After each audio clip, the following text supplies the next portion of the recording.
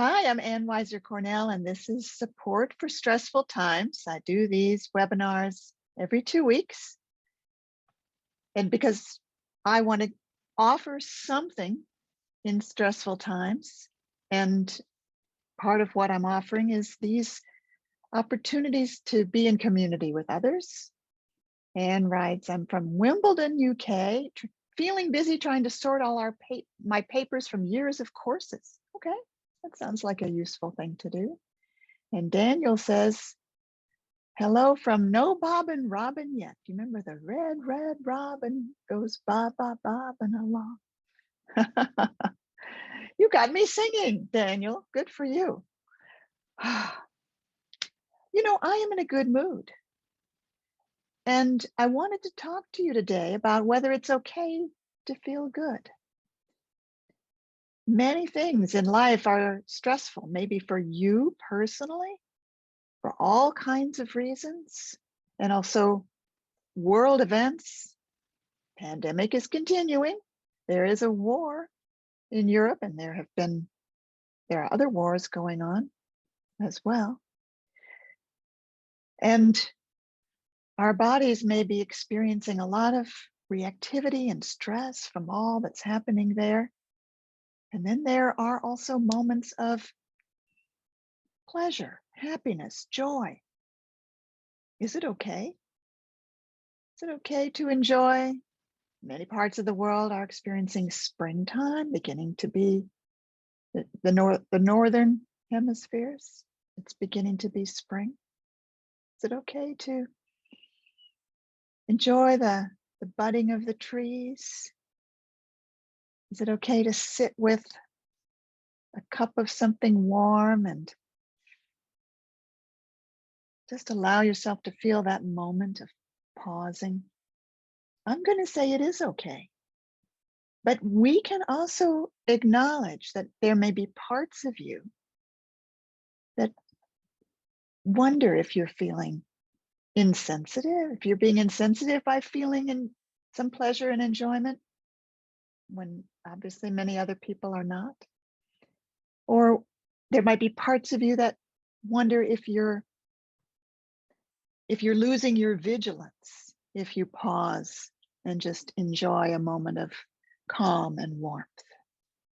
And that is something we can also acknowledge, that we can also include. Maria writes, something in me feels guilty about feeling good when my son is having a rough time. There you go. That's an example of what I'm talking about. Something in us that maybe feels guilty, selfish, insensitive to be having a moment of calm and pleasure. So let's just start with some awareness of all these things. And how your beginning is always awareness of how you are right now. Feeling your body. Pausing so you can feel your body. And you can feel your body here and now in contact with what you're sitting on. Maybe even wiggling your toes so that you can really feel your feet. You may want to roll your shoulders so you can really feel your shoulders. Whatever you want to do. You may want to stand up, move around. Here we are. Here you are, here and now, aware of your body. For some people, there may be pain and discomfort that you're already aware of in your body. For some people, that makes the body a bit challenging to become aware of. And I understand, I respect that. Right now, I'm grateful that my body is pain-free. That's what's true at this moment. How's your body? And if you are feeling pain and discomfort somewhere, I have a suggestion for you. Say, hello, I know you're there, to the pain or the discomfort or the uncomfortable sensation. Hello. hello, I know you're there. It's called acknowledging. And it has a kind of magic to it. Acknowledging what we feel makes it more possible that those feelings take their natural course, which is to evolve and change into something next. What we resist persists. What we try not to feel doesn't have a chance to evolve. So just give that a try and see how it goes. So we're bringing awareness to the body right now. If there's something difficult or uncomfortable that we're already feeling, we're saying, hello, I know you're there. This is the language of presence.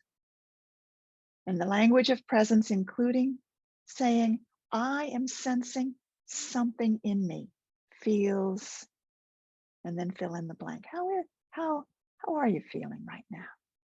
How are you feeling right now? Now, if you feel happy, calm, peaceful, you don't have to say something in me. It's okay to say, I am happy. I am calm. I am peaceful. I'm welcoming. I'm curious. I'm present. Because those are qualities of your whole self.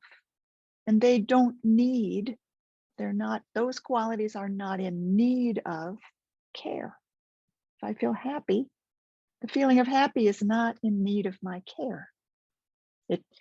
It resources me, it nourishes me, it feeds me. So I am happy. Within the feeling of happy, I might be feeling something in me guilty about feeling happy, or worried that if I'm too happy, I'll lower my guard and something dangerous will come in. So about those things, I would say something in me.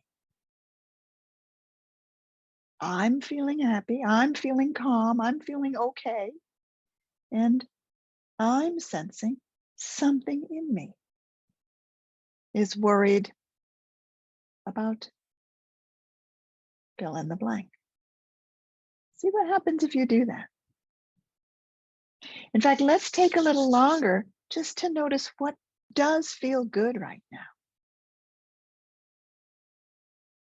Notice if you're feeling warm enough. Notice if you're feeling safe right now. Yeah, it's a scary world out there. But right now, you might be feeling safe enough. And just notice if you are. Notice if you're feeling comfortable. Notice how calm you're feeling.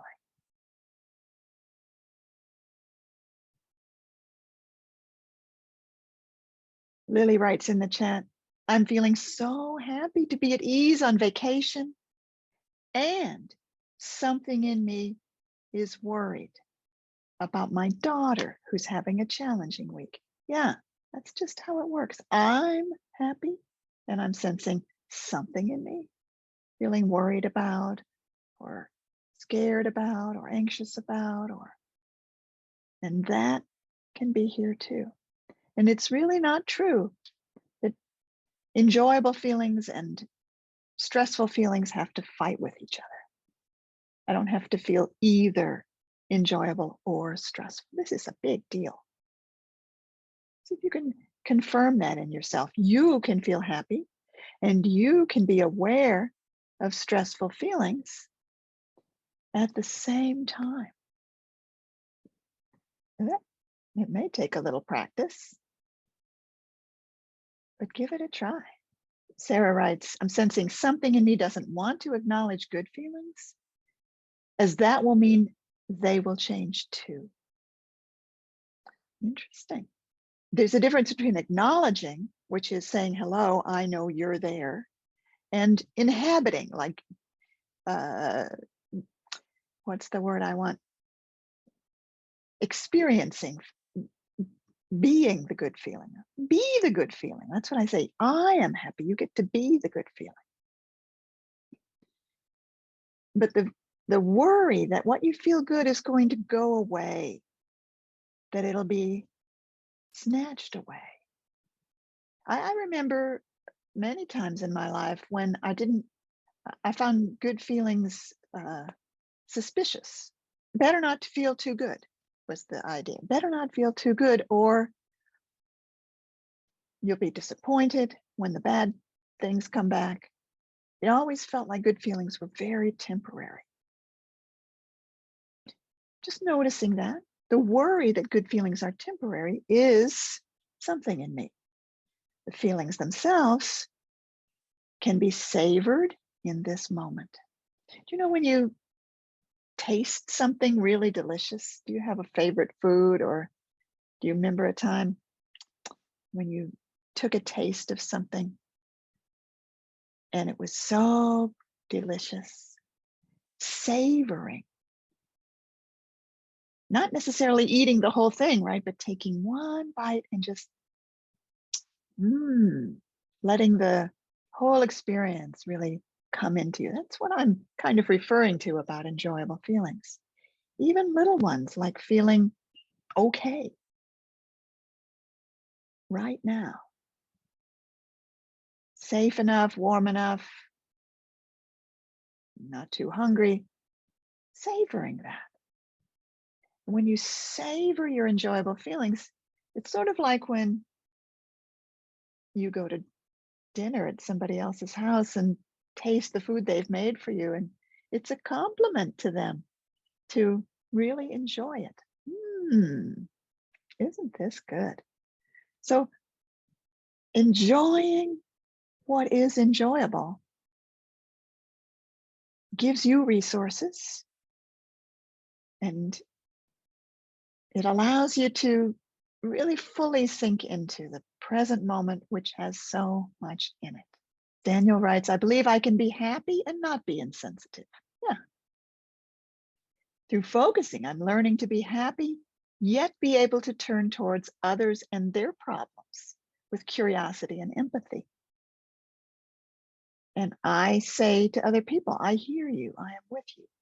So nice. And an important point, which is that there might also be a worry in us that by being happy, we're being insensitive to others. And that maybe some of us have gotten the idea or carry the belief that when someone else is suffering, the only way I can responsibly be present to that person is to suffer also. And certainly, I do. I do suffer when someone else suffers, but not in the same way they do. I also want to feel my own being okay, so that what I'm offering that person is somebody that is steady and stable. I hear you. I hear how hard that is for you. It's empathy, not sympathy. It's empathy, not becoming the person. I am sitting here feeling reasonably okay as I listen, as I am aware of another person's difficulty. And I think we would prefer that if we are going through something difficult. We don't want to make the people around us feel bad.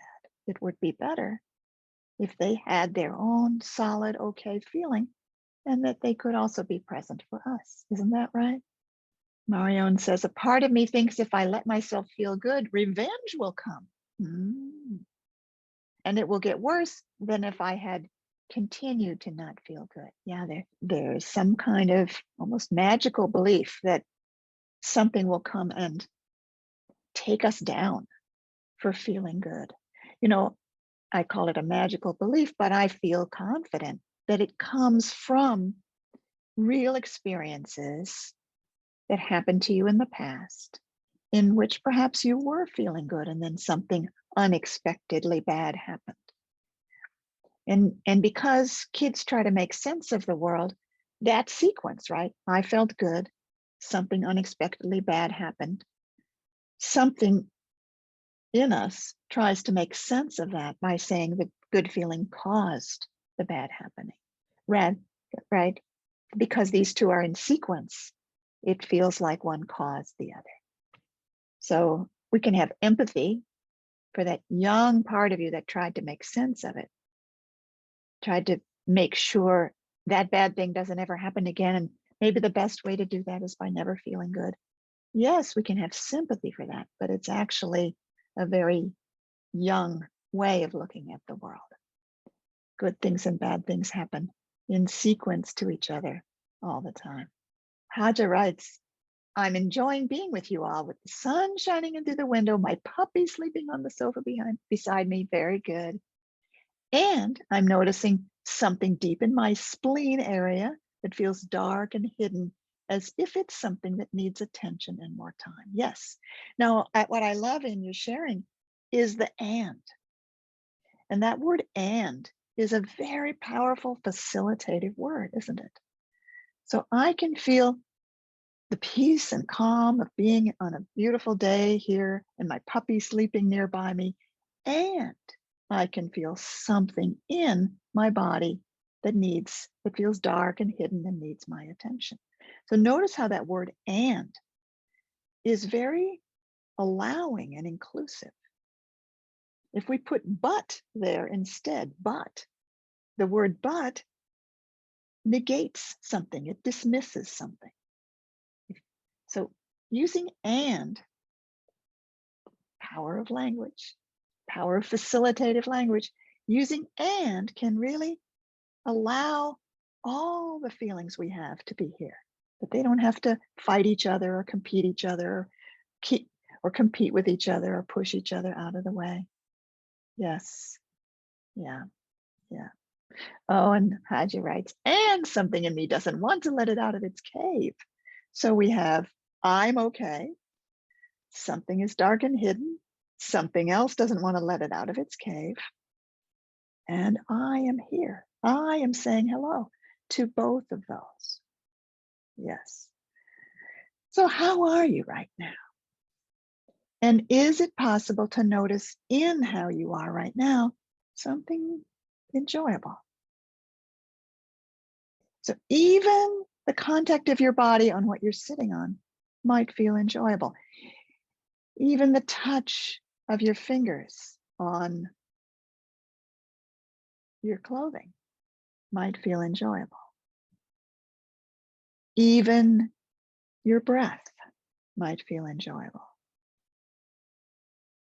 Sitting in the room that you're in, which very likely is a familiar room and has familiar objects, maybe even objects that were given to you by someone you loved, or objects that you chose because you wanted to have them nearby you. That can have an enjoyable quality. How's the weather? Is it the kind of weather you like? Is there something nice about it for you? Some people like high winds. Other people like sunlight. Can we pause and enjoy? And even if life is challenging, these moments of pausing to enjoy can be so facilitative. They're not the same as denying the difficulties, the stress of life. Hester writes, my heart feels soft. That sounds nice. Thank you for sharing that. Yeah, and Hans Jörg writes, it's nice to try it out, to feel it. It gives me security to go on like this. Good. Lily writes, I feel so delighted and content. And even hearing that makes me happy. I feel happy when I hear Lily say she feels delighted and content. Lots to savor here. Feeling what feels good in your body, what feels good in the room around you, what feels good in your life is not any kind of rejection or pushing away of the things that are difficult. Now, sometimes a part of us holds on to feeling good and doesn't want to feel the difficulties. That's different. That's That's what I would call something in you. Something in me is gripping on to feeling good so that I don't have to feel anything bad. You see how that's got a kind of tension or tightness to it?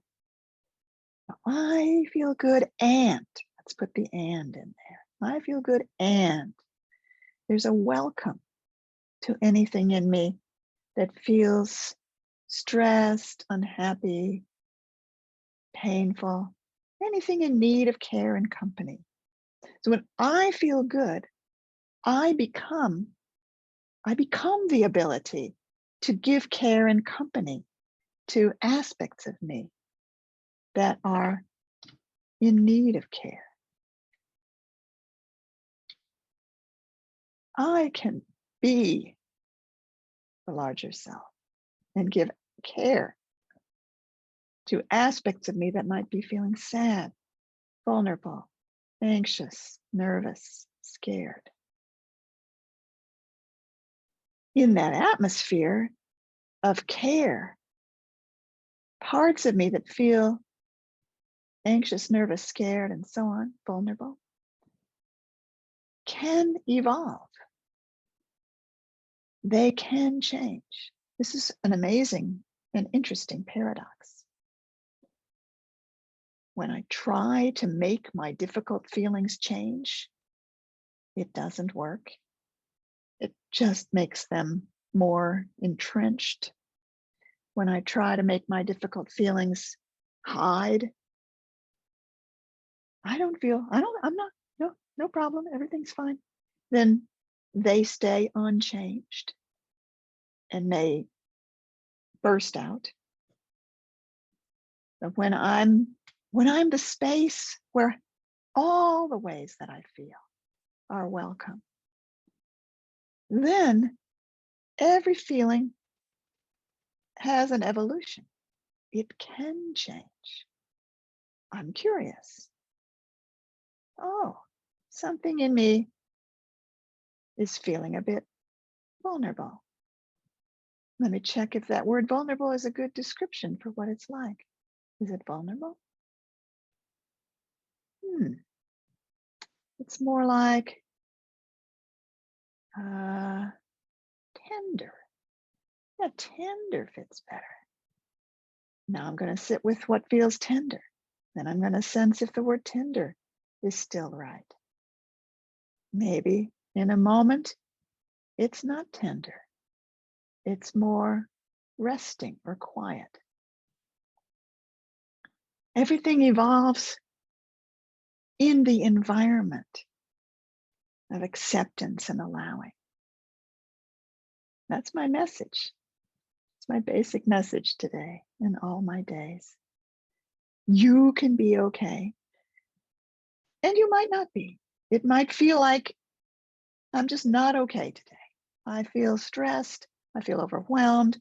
I feel challenged. I feel it's all too much. That might be how you feel. But in that case, let's use this language. I'm sensing something in me feels stressed, overwhelmed. Even if you don't feel good anywhere, you can still use this language. I'm sensing something in me feels whatever it is. And the language itself helps you feel this, I would call it relationship. I don't want to call it a separation or a distance. I want to call it relationship. I'm sensing something in me. Maybe it's a big something, feeling quite overwhelmed. And I am here with that. That's you. And you may not be aware that you feel good, but that doesn't matter. You can still be with how you feel. So today, my message for you was especially about how it's okay to feel good, how it's a way that you can nurture yourself and everyone around you when you can pause and take in and receive and allow even the little moments of feeling good, even the sitting with your hands on a warm cup or sitting in the sunshine. for just a moment, or noticing where in your body there isn't pain right now. And that doing that develops and strengthens your ability to be with whatever else is here for you. We're not pushing anything away by feeling good. We're nourishing our ability to say and. Today we also talked about how we can say and about our good feelings and our stressful feelings. I'm feeling great, and there's something in me that's a bit worried about that particular situation. I'm acknowledging that. Maria writes, it's the little things that make life worth living. I think so. I think if we're open to it, there's often something we can pause and enjoy, and that can add to our resilience for the things that are stressful and difficult. And Andrea writes, I love the inclusiveness of all feelings. Yeah. This is an inner environment of acceptance and inclusiveness. No inner feeling or part gets blamed or shamed or pushed away or excluded. It's all welcome. I am the space where all parts of me can be the way they are. I'll leave you with that. Thank you for being with me. Thank you for your kindness to each other. Take care. See you in 2 weeks. Thank you.